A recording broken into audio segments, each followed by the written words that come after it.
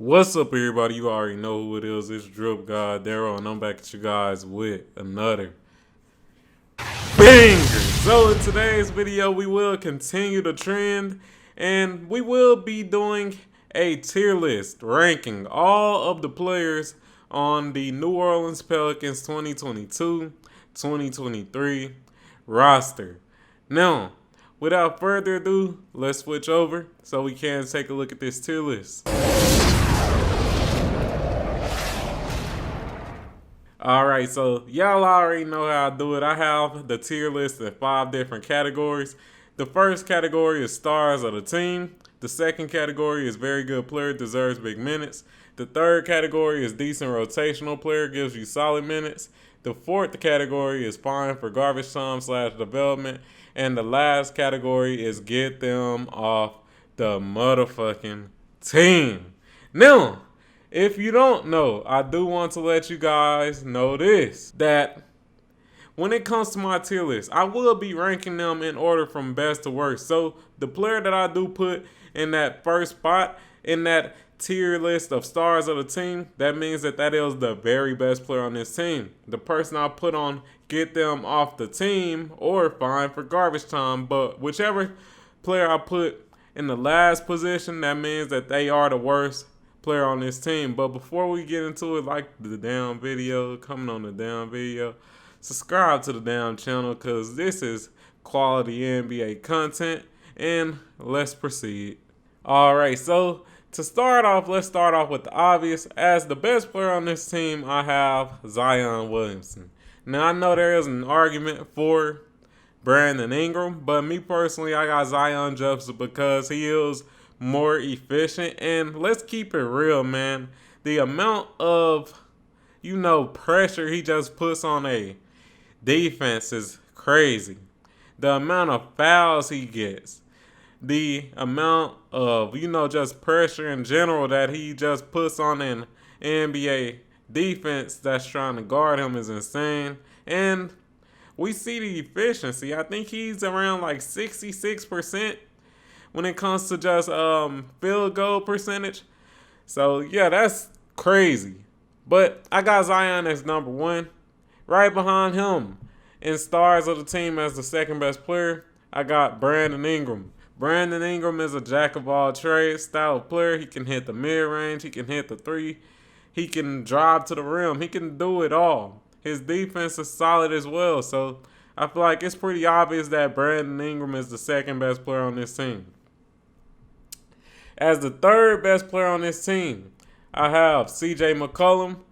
Now, I have CJ McCollum in stars of the team as well. I know some people might put him at very good player, deserves big minutes, but me personally, I feel like he's a star of this team. And I feel like he's what the New Orleans Pelicans needed the most.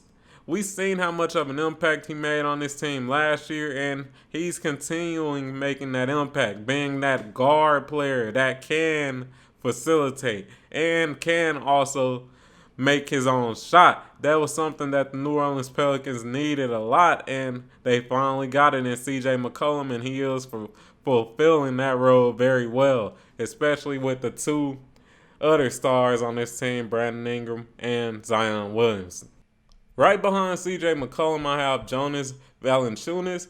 Now, I know some people might argue that he shouldn't be that high or this or that, but me personally, I feel like he fulfills a role that is very needed on this team. A big man that can also space the floor.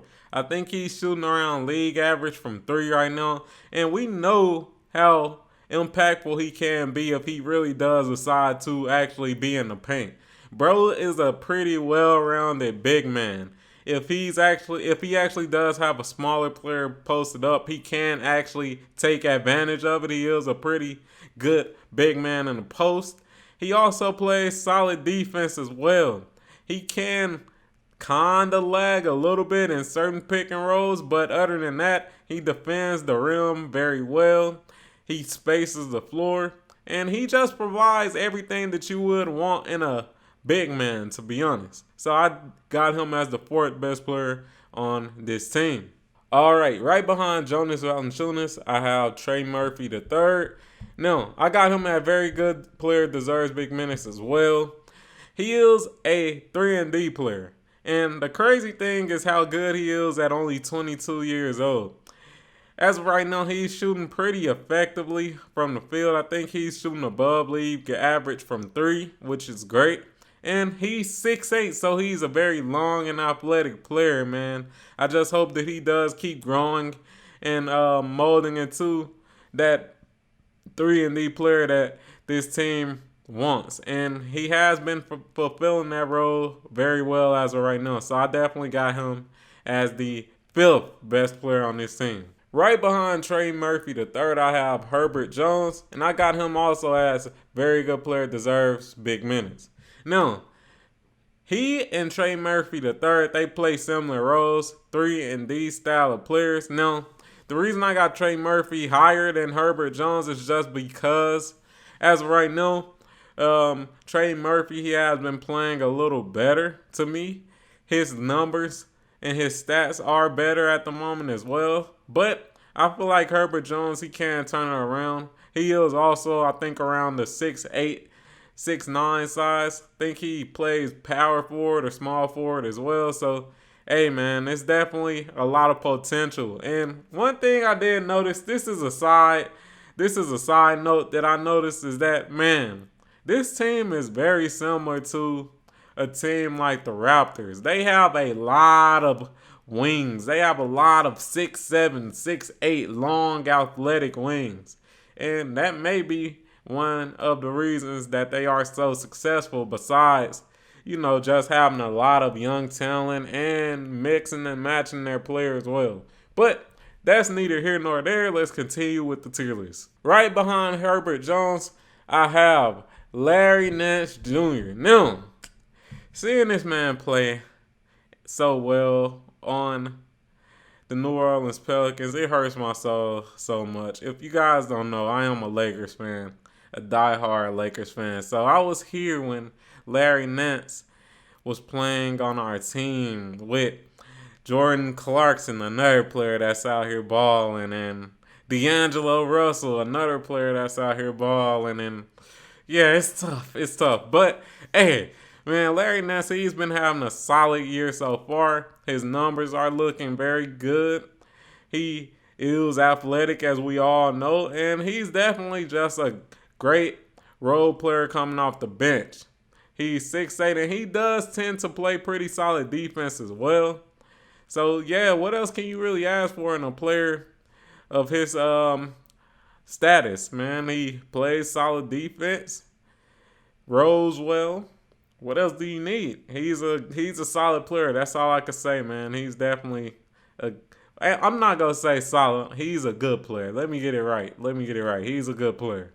Next up, right behind Larry Nance Jr., I have Jose Alvarado. Now, I know a lot of Pelicans fans. Y'all will cope and put him in very good player. He's a very good player. He deserves big minutes. But me personally, I don't see him that way. I see him as a decent player. He's decent. And the reason I got him at decent and not very good is because, yes, we all know he plays great defense. Come on. Yes, we know that. But when it comes to his efficiency, there's much to be desired. Let's keep it a band. When it comes to his efficiency and his shot selection, there's much to be desired. And I'm going to just leave it at that. All right, right behind Jose Alvarado, I have Najee Marshall. Now, I got him at decent rotational player, gives you solid minutes as well.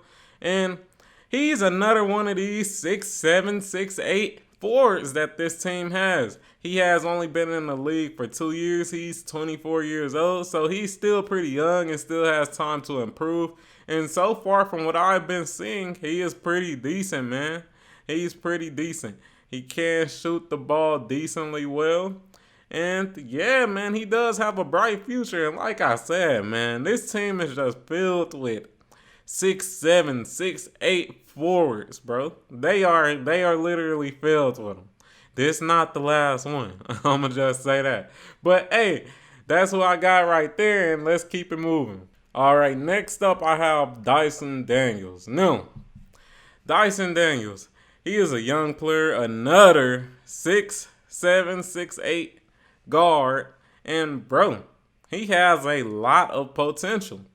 He's shooting the ball very well, and he's only a rookie. He is only 19 years old, and he's having some pretty solid efficiency. He is contributing to the team, and it's a lot to look forward to when it comes to this young man. And I might think about actually putting him in front of Marshall. I might do that. Should I do that?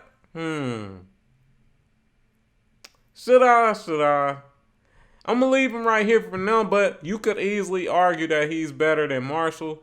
But, yeah, I'm going to leave him right here. But it's definitely just a testament to how good this player is as a rookie by me putting him in decent rotational player, give you solid minutes. It's definitely a testament to how good he is. But let's keep it moving. Right behind Dyson Daniels, I have Jackson Hayes. Now, I got him at fine for garbage time / development. And a lot of people, they give him a lot of shit. I will say that. But me personally, I feel like he is pretty decent, to be honest. He's not that bad. And I could argue putting him maybe right here. Maybe. But I'm going to put him at fine for garbage time right now. And the reason for that is just his basketball IQ. To be honest, he is a very good rim runner, but besides that, there is still much to be desired. Now, I do have to note that he is, I think, 7 feet, so he is a actual, 7-footer. But other than that, like I said, other than being a good rim runner and being pretty athletic, there is much to be desired. I would like to see more defense out of him, better defensive plays out of him due to him being so long and athletic, but he is still young. I think he's only 22 years old, so he still does have time to grow and develop. Right behind Jackson Hayes, I have Willie Hernangomez. Now, a lot of Pelicans fans might give me some flack for this one, but me personally, I think Jackson Hayes is better than Willie Hernangomez just because there's more upside with Jackson Hayes. It really is. Like, Jackson Hayes is 22 years old. He's more athletic than pretty much all of the other big men on his team besides Larry Nance Jr. So that's some upside right there as well. And it's like Willie Hernangomez, he 27 or 28, I believe. He's already hit his prime, and there's still just much to be desired. The defense ain't there.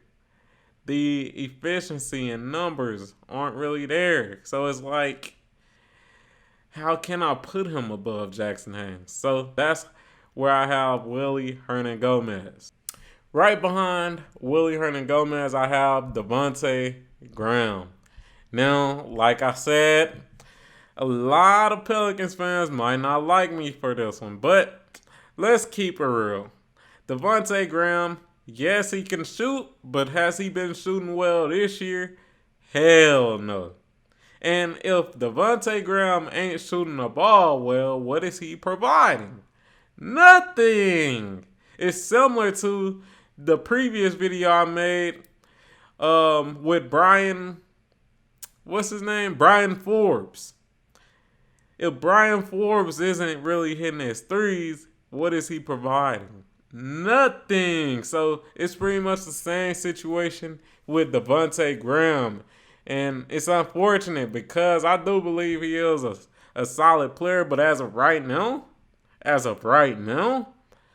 he fine for garbage time. He just not all that good. I'd rather give the minutes to the younger players. And speaking of younger players, that brings me to a player who he will be fighting for minutes with, and that is Kira Lewis Jr. Now, I got him right behind Devontae Graham. The reason I have him behind Devontae Graham is because Devontae Graham, he has at least established that when he does catch fire, he can make an impact. But Kira Lewis Jr., he is a young player. He is a point guard. So, like I said before, Devontae Graham and him, they will be fighting for minutes. And there's not much information on him, to be honest. He has only played 2 games so far, and he is a rookie as well, I do believe. So there's not much information on him so far, so that's why I do have him at fine for garbage time development. But as of right now, his stats are looking a little below average.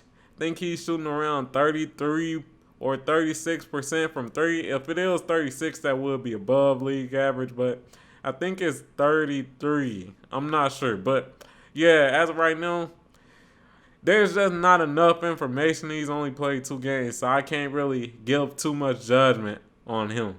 Right behind Kira Lewis Jr., I have Darian Sebron. Now, he is another 6'7" guard or forward, and as of right now, he has not scored any points, got any rebounds, or anything. Literally, all his stats are 0. So, I can't judge him. I can't. He only played 2 games. I can't judge him, man.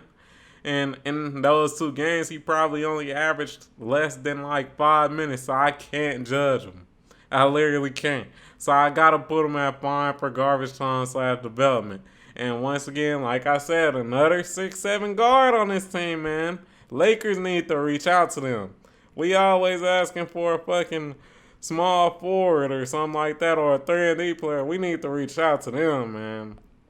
But, hey, as the worst player on this team, on the get them off the motherfucking team, we have Garrett Temple.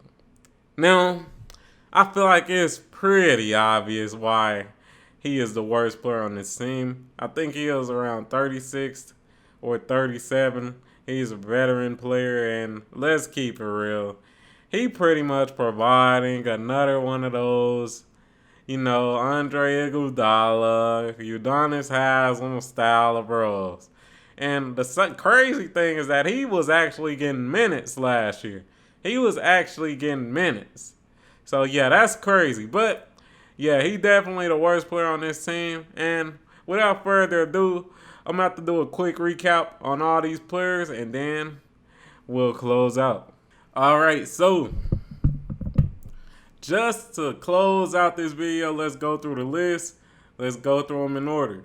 As the number 1 best player on the team, I have Zion Williamson. As the 2nd best player on the team, I have Brandon Ingram. As the 3rd best player on the team, I have CJ McCollum. As the 4th best player on the team, I have Jonas Valanciunas. As the 5th best player on the team, I have Trey Murphy III. As the 6th best player on the team, I have Herbert Jones. As the 7th best player on the team, I have Larry Nance Jr. As the 8th best player on the team, I have Jose Alvarado. As the 9th best player on the team, I have Najee Marshall. As the 10th best player on the team, I have Dyson Daniels. As the 11th best player on the team, I have Jackson Hayes. As the 12th best player on the team, I have Willie Hernangomez. As the 13th best player, I have Devontae Graham. As the 14th best player, I have Kira Lewis Jr. As the 15th best player, I have Darian Sebron. And as the worst player on this team, I have Garrett Temple. But if you enjoyed this video, please like the video, comment on the video, subscribe to the motherfucking channel, turn on notifications. In the comments down below, y'all tell me what team y'all want to see next, and I'm out. Peace.